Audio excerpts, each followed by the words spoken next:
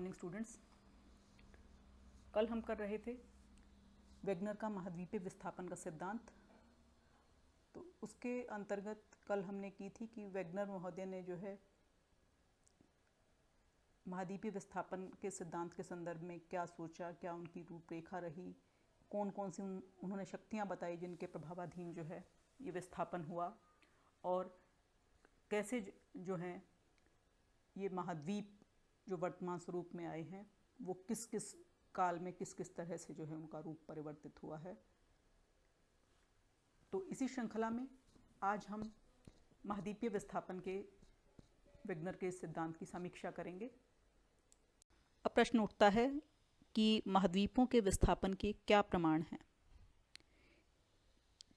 किस बात से ये साबित हो सकता है कि महाद्वीप जो हैं वो सरकते रहे, उनमें मूवमेंट रही। एक नहीं अनेक प्रमाणों से लगभग ये सिद्ध हो चुका है कि पृथ्वी के महाद्वीप चलायमान रहे और सदा डोलते रहे हैं। तो इसी संदर्भ में जो साक्ष्य प्रस्तुत किए हैं वेगनर महोदय ने अपने इस महाद्वीपीय विस्थापन के सिद्धांत के, तो वही जो है आज के लेक्चर में हम प्रस्तुत करेंगे। Wegener's evidences of continental drift may be put mainly under 4 categories. First one includes continental edges. Continental edges fit like puzzle pieces. Second one includes same fossils found on different continents. Whereas third one includes climate seen in evidence from continental sheets, and fourth and last one includes rock structure showed mountains with similar features. So these were the evidences Wegener has produced to justify his theory. Hindi में कहें तो Wegener महोदय ने अपनी theory को, अपने concept को, अपनी संकल्पना को आधार प्रदान करने के लिए मुख्य रूप से 4 साक्ष्य प्रस्तुत किए हैं। पहला साक्ष्य जो है वो है महाद्वीपों की साम्य स्थापना या महाद्वीपों की एक रूपता का साक्ष्य। दूसरा है जीवाश्म अवशेष। तीसरा है पर्वत श्रेणी और चट्टानों में समानता पाया जाना। और चौथा और अंतिम है हिमानी साक्ष्य। तो इन 4 साक्ष्यों से जो है अपनी इस संकल्पना को, अपने सिद्धांत को, महाद्वीपीय विस्थापन के सिद्धांत को वेगनर ने पुष्ट करने की कोशिश की है। तो सबसे पहले जो है वेगनर के प्रथम साक्ष्य का जिक्र करके चलते हैं, जिसको जिग्सा फिट या एपरेंट फिटिंग ऑफ कॉन्टिनेंट्स या हिंदी में कहें तो महाद्वीपों की साम्य स्थापना संबंधी साक्ष्य जो है वो है। ये एविडेंस है जिग्सा फिट का, जिसमें आप देख सकते हैं कि दक्षिणी अमेरिका का पूर्वी तट, अगर इसको हम सटा के अफ्रीका के पश्चिमी तट के पास ले आएं तो ये फिट बैठता है। पहले जिक्र करते हैं मैचिंग ऑफ कॉन्टिनेंट्स या जिसको जिग्सा फिट की संज्ञा दी है, या हिंदी में कहें तो महाद्वीपों की साम्य स्थापना। वेगनर के महाद्वीपीय सिद्धांत का सबसे महत्वपूर्ण तथ्य जो है वो विश्व के विभिन्न महाद्वीपों के बीच साम्य स्थापना है। वेगनर के अनुसार अंध महासागर के दोनों ओर पाई जाने वाली विभिन्न महाद्वीपों की तटरेखाएं लगभग समानांतर हैं और इनको आरी के दांतों की भांति जोड़ा जा सकता है। पश्चिमी अफ्रीका और पूर्वी दक्षिणी अमेरिका की जो तटरेखाएं हैं वो इतनी समानांतर हैं कि लगता है कि ये एक ही महाद्वीप के कटे हुए 2 टुकड़े हों। ब्राज़ील का उभरा हुआ भाग गिनी की खाड़ी को ठीक प्रकार से भर देता है। इसी तरह से पूर्वी ग्रीनलैंड और उत्तरी अमेरिका के पूर्वी तट के भागों को पश्चिमी यूरोप के तट के साथ स्थापित किया जा सकता है। यही नहीं, अंध महासागर के मध्य में पाई जाने वाली अंत्य समुद्री कटक भी दोनों तटरेखाओं के अनुरूप है। तो अतः ये सिद्ध होता है कि अंध महासागर के दोनों ओर पाए जाने वाले महाद्वीप कभी अवश्य ही आपस में जुड़े हुए होंगे। और इस बात की पुष्टि जो है 1964 में बुलार्ड ने एक मैप क्रिएट किया था कंप्यूटर प्रोग्रामिंग से। तो उन्होंने जो है अंध महासागर के इन टुकड़ों को जोड़ने की कोशिश की थी और इसमें वो सफल भी साबित हुए थे। तो इस तरह से ये जिग्सा फिट का जो साक्ष्य है वो पूर्ण रूप से पुष्टि करता है वेगनर के महाद्वीपीय सिद्धांत की। इस तरह से साम्य स्थापना के साक्ष्य की मदद से ये साबित होता है कि महाद्वीपों की तटरेखाएं पजल के टुकड़ों की तरह एक दूसरे में फिट बैठती हैं और महाद्वीप ने जो ये विस्थापन की संकल्पना की थी ये खरी प्रतीत होती है। दूसरा साक्ष्य संदर्भ में वेगनर महोदय ने जो प्रस्तुत किया है वो है fossils and other evidence of life. तो ये प्रमाण जो हैं वो जीवन से संबंधित प्रमाण प्रस्तुत किए हैं। जीवन और प्राचीन जंतुओं के अस्थि अवशेष से संबंधित प्रमाण जो हैं वेगनर महोदय ने जुटाए हैं अपने महाद्वीपीय विस्थापन के सिद्धांत को पुष्ट करने के लिए, पुख्ता करने के लिए।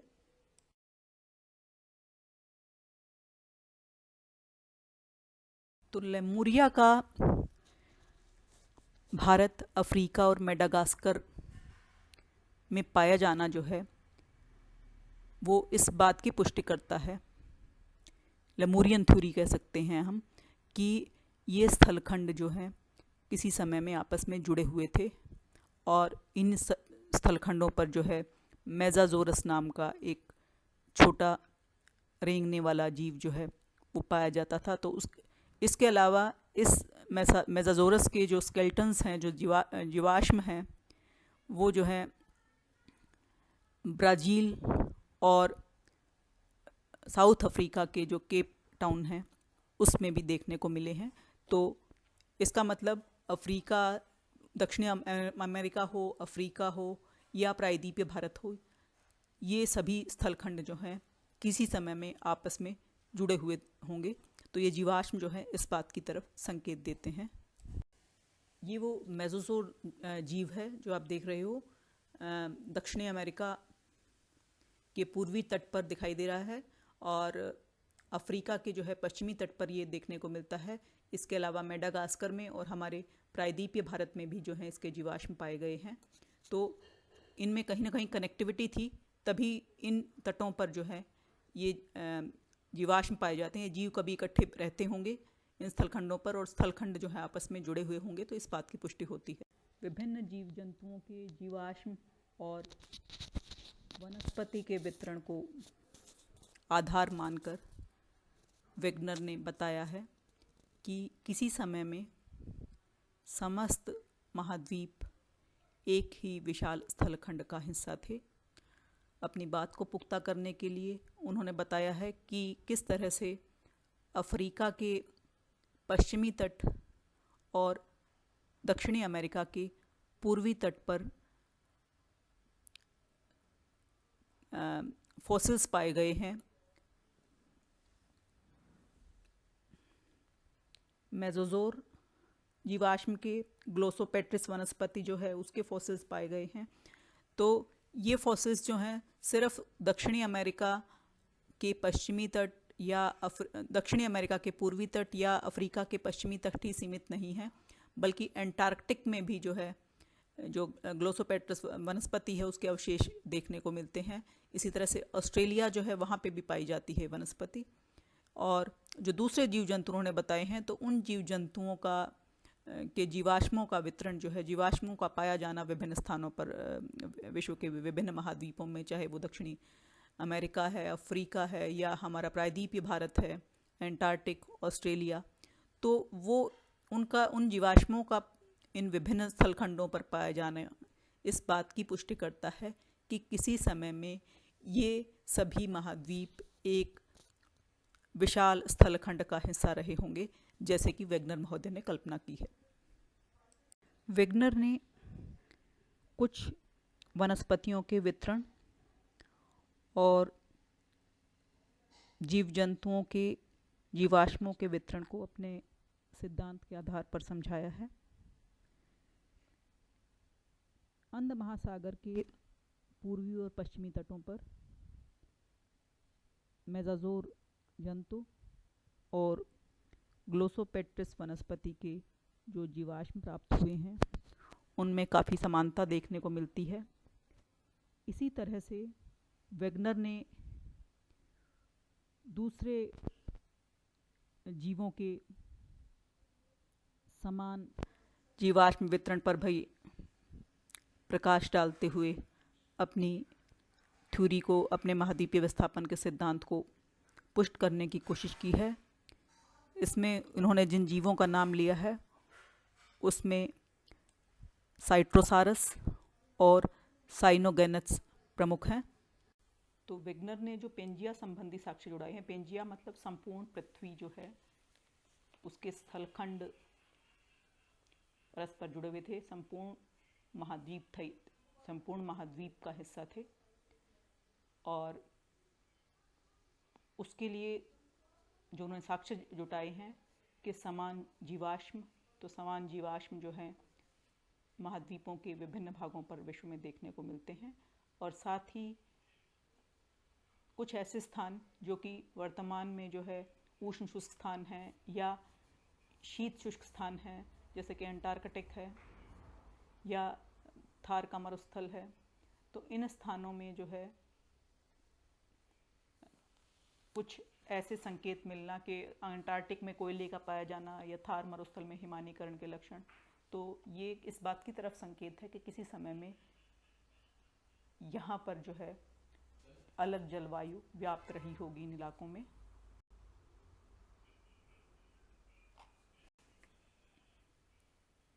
तो इस तरह से वेगनर महोदय ने जो दूसरा साक्ष्य दिया था जीवाश्म संबंध का साक्ष्य, कि समान जीवाश्मों का जो है विभिन्न महाद्वीपों पर पाया जाना इस बात की तरफ संकेत देता है कि किसी समय में ये सभी स्थलखंड आपस में जुड़े हुए होंगे। अब चलते हैं तीसरे साक्ष्य की तरफ। महाद्वीपीय विस्थापन के सिद्धांत की पुष्टि करने वाला तीसरा साक्ष्य जो वेगनर महोदय ने प्रस्तुत किया है वो साक्ष्य है शेल एवं भूगर्भिक संरचना संबंधी साक्ष्य। तीसरा साक्ष्य जो वेगनर ने जिक्र किया है वो है महासागरों के पार, महासागरों के दोनों किनारों पर जो है समान आयु की शैलों का पाया जाना जो है वो वेगनर ने एक साक्ष्य के रूप में प्रस्तुत किया है इसको। और रेडियोमीट्रिक जो डेटिंग विधि है उससे ये जानने में बहुत मदद मिली है कि महासागरों के विपरीत किनारों पर पाई जाने वाली विभिन्न महाद्वीपों की जो चट्टानें जो हैं उनकी फॉर्मेशन के बारे में जानने में मदद मिलती है कि किस तरह की शैलों से मिलकर संरचना हुई है उस किनारे की, उस तट की। रेडियोमेट्रिक डेटिंग के मदद से हम जान सकते हैं। तो जब हम देखते हैं तो हमको ये देखने को मिलता है कि जो प्राचीन चट्टानों की जो पेटियां हैं दक्षिणी अमेरिका में ब्राज़ील के तट पर और पश्चिमी अफ्रीका के पश्चिमी तटीय क्षेत्रों की चट्टानें जो हैं उनमें काफ़ी समानता देखने को मिलती है। इसके अलावा दक्षिणी अमेरिका और अफ्रीका के तटीय क्षेत्रों में जो मैराइन डिपॉजिट्स मिलते हैं, जो महासागरीय लहरों के द्वारा निक्षेपित किए हुए पदार्थ मिलते हैं, वो दोनों जुरासिक एज के हैं, तो समान आयु के हैं। और इन सभी बातों से प्रतीत होता है कि महासागर जो हैं इन दक्षिणी अमेरिका या अफ्रीका के बीच में कहीं नहीं थे किसी समय में। ये बाद में जब इनमें विस्थापन हुआ है तब जो है ये अंध महासागर अस्तित्व में आया है। इसी तरह से जो प्लेसर डिपॉजिट्स हैं वो भी संकेत देते हैं कि विभिन्न महाद्वीपों पर समान संरचना वाली चट्टानें पाई जाती हैं। जो प्लेसर डिपॉजिट्स ऑफ गोल्ड हैं घाना के कोस्ट पे, जो अफ्रीका का घाना का कोस्ट है, उस पर बहुतायत मात्रा में मौजूद हैं। और इसके अलावा यही डिपॉजिट्स जो हैं आपको ब्राज़ील के तट पर देखने को मिलते हैं, ब्राज़ील के पूर्वी तट पर देखने को मिलते हैं। तो सेम हैं दोनों, अफ्रीका में जो घाना के तट पर और ब्राज़ील में जो प्लेसर्स डिपॉजिट्स हैं जहाँ से कि गोल्ड निकाला जाता है, बहुतायत मात्रा में पाए जाते हैं। तो वो इस बात की तरफ संकेत देते हैं कि किसी समय में ये दोनों महाद्वीप जो हैं वो एक ही स्थलखंड का हिस्सा रहे होंगे। इसके अलावा परमा कार्बोनिफरस जो ग्लेशियल सेडिमेंट्स हैं उनका भी विस्तार काफ़ी बहुत बड़े क्षेत्र पर है, जिसमें कि दक्षिणी America, Africa, Madagascar, Saudi Arabia, India, Antarctica, Australia, मतलब पूरे का पूरा दक्षिणी गोलार्ध जो है वो समाहित है इसमें। तो ये जो है इस बात की पुष्टि करता है कि वेगनर जी ने जो महाद्वीपीय विस्थापन का सिद्धांत जो दिया है उसमें कुछ दम है। भाई, क्या कभी आपने उत्तरी यूरोप और उत्तरी पूर्वी संयुक्त राज्य अमेरिका में पाई जाने वाली जो पर्वत श्रेणियां हैं उन पर गौर किया है? उनमें कितनी समानता पाई जाती है? तो उनमें इस समानता का पाया जाना जो है वो इस बात की तरफ संकेत करता है कि किसी समय में जो है जो आपका अमेरिका का उत्तरी पूर्वी तट और यूरोप का पश्चिमी तट जो है वो आपस में जुड़े हुए थे, एक ही स्थलखंड का हिस्सा थे। तो इस तरह से वेगनर का तीसरा साक्ष्य भी वेगनर की महाद्वीपीय विस्थापन की संकल्पना पर जो है एक उसको सत्यापित करने में, उसकी सत्यता पर जो है एक मोहर लगाता है कि पर्वत और पर्वतीय संरचना और चट्टानें जो हैं वो उनमें काफ़ी समानता पाई जाती थी, जो कि महासागरों के विपरीत किनारों पर स्थित थी। तो महाद्वीपीय विस्थापन के सिद्धांत के संदर्भ में जो वेगनर महोदय ने जो बात कही थी वो बिल्कुल सच होती प्रतीत होती है। चौथा और अहम साक्ष्य जो अपने सिद्धांत की पुष्टि के लिए प्रस्तुत किया है वेगनर महोदय ने, वो है पुरातन जलवायु साक्ष्य या पास्ट क्लाइमेट डेटा। तो उसका ये मानना था कि जिन स्थानों पर अब ठंडी जलवायु है उन स्थानों पर कुछ ऐसे चीज़ों का पाया जाना जो कि सिर्फ और सिर्फ उष्णकटिबंधीय क्षेत्रों में हो सकती हैं, और जो स्थान अब गर्म हैं उन स्थानों पर जो है ग्लेशियर्स के साक्ष्य पाए गए हैं, ग्लेशियर्स के अवशेष पाए गए हैं। तो वो चीज़ें जो हैं वो इस बात की तरफ इशारा करती हैं कि हो न हो किसी समय में ये सब स्थलखंड एक ही थे। तो इस तरह से ये जो हिमनदी निर्मित टेलाइट हैं वो इस बात की तरफ स्पष्ट संकेत देते हैं या स्पष्ट साक्ष्य प्रस्तुत करते हैं कि पुरातन जलवायु के संदर्भ में और महाद्वीपों के विस्थापन के संदर्भ में जो साक्ष्य वेगनर महोदय ने प्रस्तुत किया वो बिल्कुल पुख्ता है। गोंडवाना सिस्टम में टिल्ट का पाया जाना इस बात की तरफ संकेत करता है कि किसी समय में इस इलाके की जलवायु जो है वो हिम जलवायु रही होगी, क्योंकि जो टिल्ट है वो एक अवसादी चट्टान है जिसका निर्माण जो है हिम नदी के निक्षेपण की प्रक्रिया के फलस्वरूप होता है। तो गोंडवाना सिस्टम में इस तरह के निक्षेप का पाया जाना वो इस बात की तरफ संकेत करता है कि किसी समय में ये क्षेत्र जो है ये हिमाच्छादित रहा होगा। और गोंडवाना सिस्टम का हिस्सा जो महाद्वीप थे उनका उल्लेख आप लास्ट लेक्चर में भी कर चुके हो। हमारा भारत तो था ही, भारत के अलावा भारत संपूर्ण जो दक्षिणी गोलार्ध के संपूर्ण महाद्वीप जो है इसका हिस्सा थे।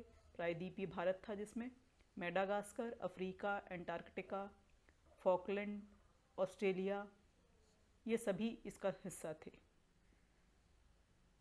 तो यहाँ पर जो है कुछ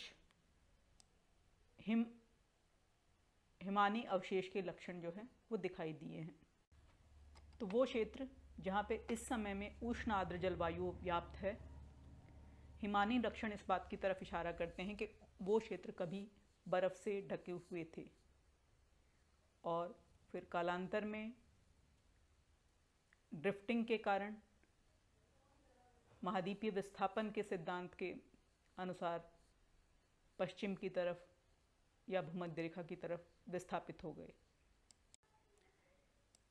ये बिटुमिनस कोल है जो कि एक अवसादी चट्टान है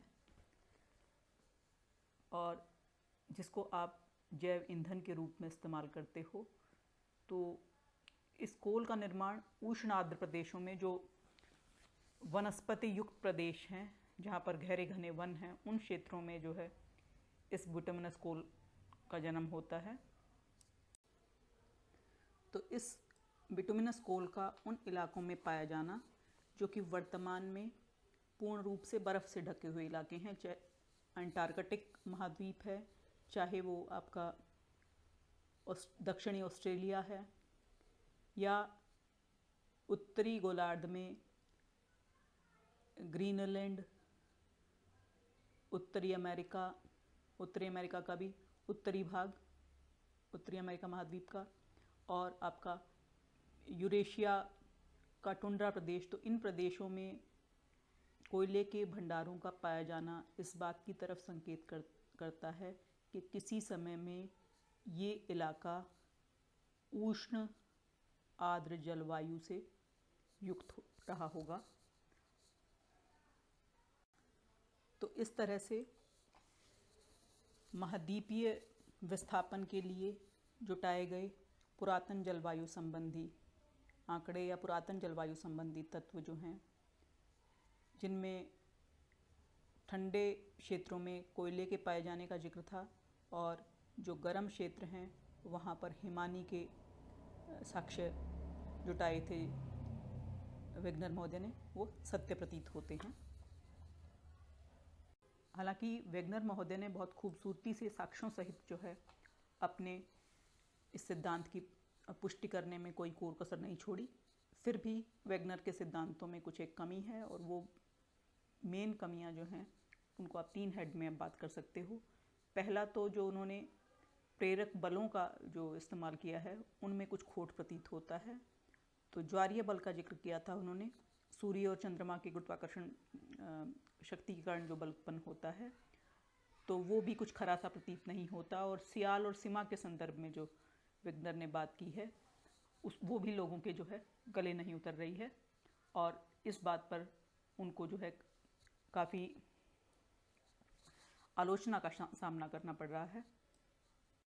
तो वेगनर ने जिन प्रेरक बलों की बात की है जिसके प्रभावाधीन जो है ये विस्थापन हुआ है, चाहे वो भूमध्य रेखा के संदर्भ में हुआ हो, चाहे वो पश्चिमी दिशा में विस्थापन हुआ हो, तो वो बल जो हैं उन पर ही एक प्रश्न चिन्ह लगा हुआ है, क्योंकि वेगनर ने महाद्वीपों का भूमध्य रेखा की तरफ विस्थापन का मुख्य कारण बताया था गुरुत्वाकर्षण बल और प्लावनशीलता में बल के केंद्र के बीच में जो अंतर उत्पन्न हुआ उसके कारण जो है ये विस्थापन हुआ, उनका ये मानना था। और ये शक्ति जो है गुरुत्वाकर्षण और प्लावनशीलता केंद्र वाली ये शक्ति जो है ये 45 डिग्री अक्षांश पर मैक्सिमम है और वहाँ पर भी गुरुत्वाकर्षण बल जो है 1:20 या 1:30 लाखवां भाग ही है गुरुत्वाकर्षण बल का वहाँ पे भी। तो इतने थोड़े बल के द्वारा अधिक जो सयांता है या वाइसोसिटी है वाला जो सबस्ट्रेटम है उस पर महाद्वीप गति नहीं कर सकते, जैसा कि वेगनर महोदय ने कल्पना की थी। तो इसलिए जो इनका प्रेरक बल का फंडा है वो कुछ कमज़ोर सा पड़ता प्रतीत होता है। विस्थापन उत्पन्न करने के लिए वेगनर महोदय ने जिन 2 शक्तियों को सुझाया, विद्वानों ने जो है काफ़ी आलोचना की है उनकी। तो जो ज्वारीय बल का उन्होंने जिक्र किया था कि महाद्वीपों का पश्चिम की ओर विस्थापन जो है उत्पन्न करने के लिए चंद्रमा की वर्तमान ज्वारीय शक्ति से 1000 करोड़ गुना जो है अधिक शक्ति की आवश्यकता होती है, और चंद्रमा की इतनी अधिक ज्वारीय शक्ति हो ही नहीं सकती। और अगर मान भी लिया जाए कि इतनी अधिक शक्ति अगर हो गई चंद्रमा की, तो हमारी पृथ्वी की जो परिभ्रमण गति है वो रुक जाएगी, और ऐसा संभव है नहीं। तो कहने का अभिप्राय है कि जो शक्ति की उन्होंने कल्पना की वो कल्पना मात्र ही थी। वेगनर महोदय का ये मानना था कि सियाल जो है वो हल्के पदार्थों से मिलकर बना हुआ है, जो कि महाद्वीपों का हिस्सा है, और ये सियाल जो है वो साइमा के द्वारा निर्मित सबस्ट्रेटम के ऊपर तैर रहा है। पर सियाल द्वारा निर्मित महाद्वीपों का साइमा द्वारा निर्मित अधः स्तर पर तैरना असंभव लगता है, क्योंकि सियाल की अपेक्षा साइमा अधिक कठोर है और महासागरों के तल साइमा के द्वारा बने हुए हैं। इसलिए महाद्वीपों का विस्थापन कैसे हो सकता है? हालांकि महाद्वीपीय विस्थापन के बहुत से सिद्धांत जो हैं, महाद्वीपीय विस्थापन के सिद्धांत के बहुत से साक्ष्य जो हैं वो हमें ये सोचने पर मजबूर करते हैं कि कहीं न कहीं ऐसा हुआ होगा। पर कुछ जो सवाल हैं उनका उत्तर देने में कामयाब नहीं हुए। जैसे उन्होंने बलों वाली जो बात की कि किस बल के प्रभावाधीन ये शिफ्टिंग, चलो शिफ्टिंग हुई है मान लिया, पर किस बल के प्रभावाधीन हुई है वो बल अभी तक अनएक्सप्लेन्ड है। बहरहाल जैसा भी हो, वेगनर पहले व्यक्ति थे जिन्होंने साक्ष्य सहित अपनी बात रखी और लोगों को जो है इस दिशा में सोचने के लिए मजबूर किया। धन्यवाद।